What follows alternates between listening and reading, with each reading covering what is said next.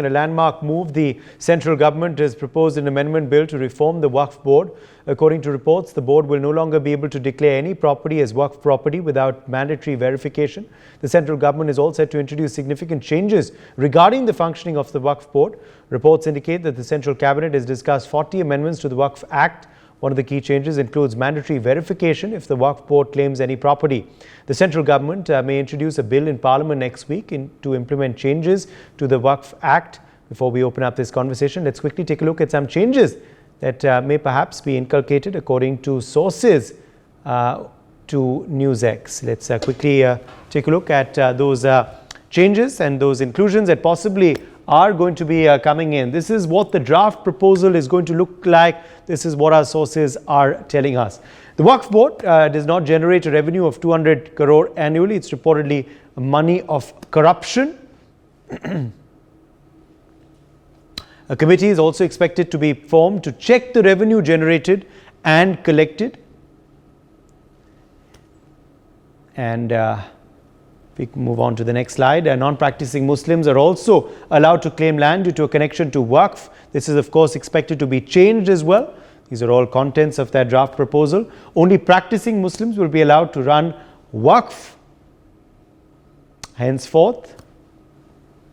These are all changes that are to be enacted. The bill is expected to stipulate the appointment of women to the Waqf Board in all states and central council as well. So this of course is another change that is likely to happen. An appeal is expected to be made in the High Court against the decisions of the Waqf Board as well.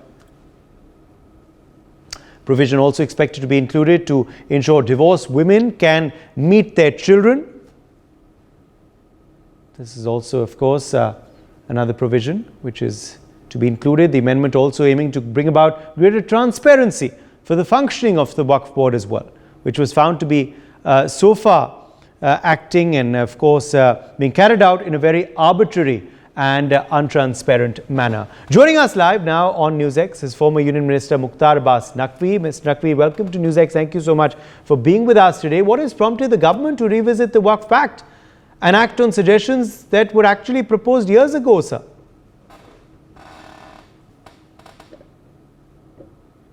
देखिए, इस long pending problem का logical ending solution की दिशा में अगर सरकार आगे बढ़ना चाह रही है, बढ़ रही है, तो ये स्वागत योग्य है।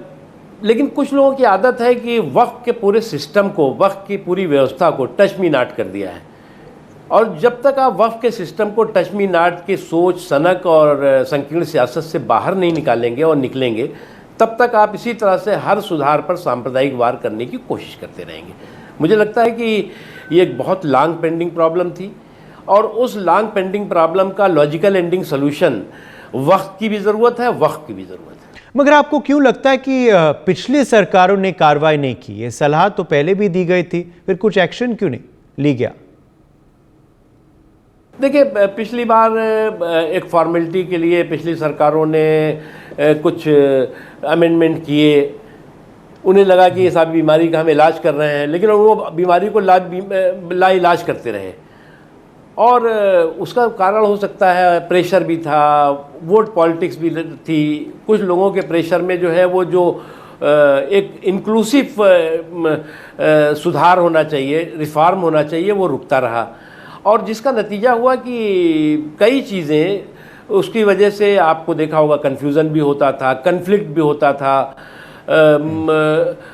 आपस में जो है वो कई तरह के जो है वो उसके विवाद दिखाई पड़ते थे। वो उसका समाधान हुआ। तो इसलिए इस तरह के कन्फ्यूज़न को, कन्फ्लिक्ट को, कंट्राडिक्शंस को करेक्ट करने की ज़रूरत है, और कॉन्स्टिट्यूशनली करेक्ट करने की ज़रूरत है। जी बिल्कुल। और इस वजह से क्यों आवश्यक है आपके नज़रिए में नकवी साहब कि एक सिस्टम को लाया जाए और जो प्रोसेस है उसको स्ट्रीमलाइन किया जाए, जिसके तहत वक्फ प्रॉपर्टीज को क्लेम कर सकता है?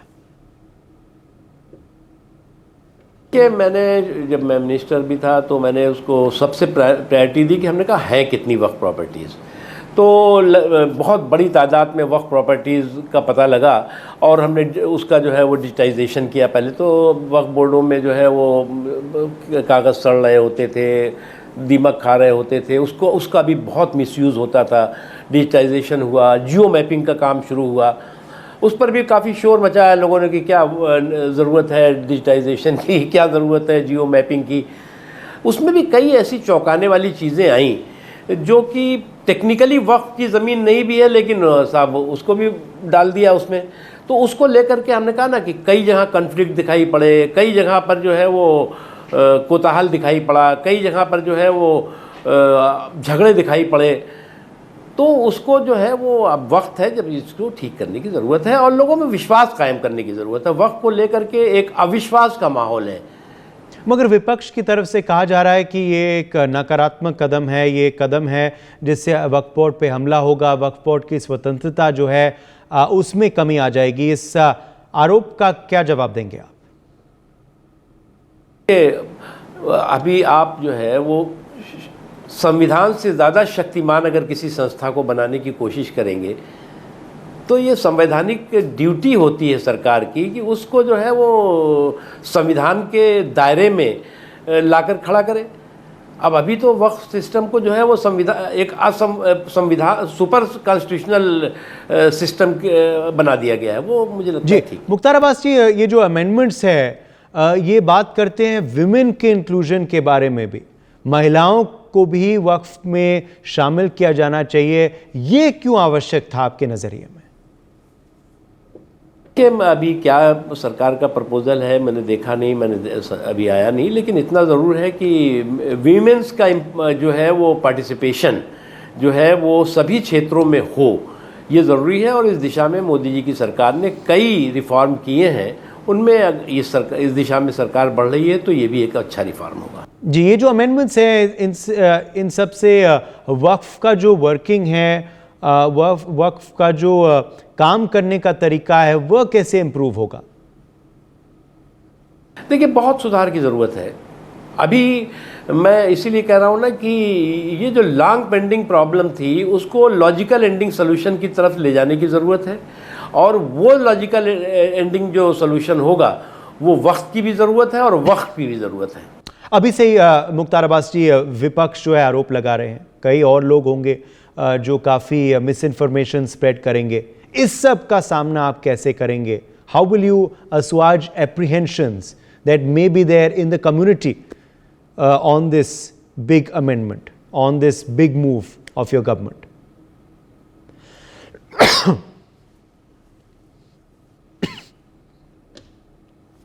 मुख्तार अब्बास जी, कुछ लोगों की आदत है कि वो गलत सूचनाओं को भय भ्रम का माहौल, भय और भ्रम का भौकाल खड़ा करने की कोशिश करते रहे।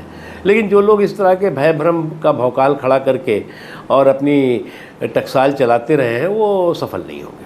जी, आखिरी सवाल मुख्तार अब्बास जी, वक्फ को अब तक प्रॉपर प्रोसीजर के तहत क्यों अनुमति थी कि वो प्रॉपर्टीज को ऐसे क्लेम कर सकते हैं, हड़प सकते हैं? ये अनुमति किसने दिया, क्यों दिया और क्यों इस पे सुधार पहले नहीं आया? और क्या ये भी सही है कि यूपीए सरकार में कुछ ऐसे संशोधन आए जिसके तहत ऐसा कानून बना, ऐसी अनुमति मिली, ऐसी आज़ादी मिली प्रॉपर्टीज हड़पने के लिए वक्फ बोर्ड को? हाँ बिल्कुल, कई ऐसे संशोधन हुए हैं जिससे कि वक्फ जो सिस्टम जो है वो एक्स्ट्रा कॉन्स्टिट्यूशनल या सुपर कॉन्स्टिट्यूशनल सिस्टम बन गया, तो उसको संविधान के दायरे में लाना होगा। For more such videos, subscribe to the NewsX YouTube channel, hit the bell icon.